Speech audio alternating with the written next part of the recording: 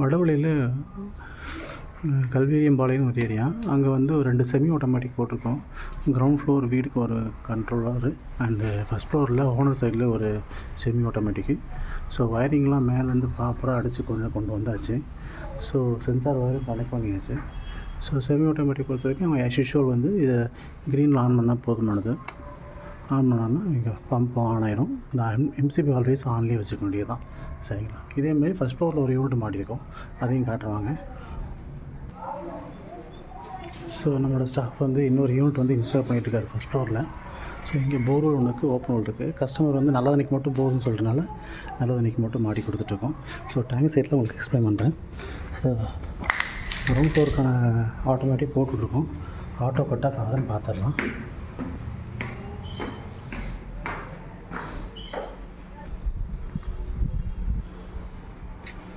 So இதை sensor fix பண்ணியிருக்காங்க.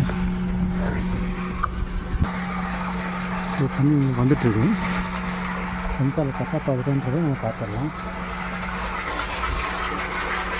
So sensor பார்த்திங்கன்னா சென்சாரில் இந்த ஒயிட் கலர் புஷ்ஷை டச் பண்ணி மேலே போகும்போது பம்பு ஆட்டோமேட்டிக்காக ஆஃப் ஆகிடும். ஆஃப் ஆகிடுச்சிங்கன்னா அவ்வளோதான். ஸோ திரும்ப தேவைப்பட்டு கீழே போய் மோட்டர் போடுற மாதிரி இருக்கும்.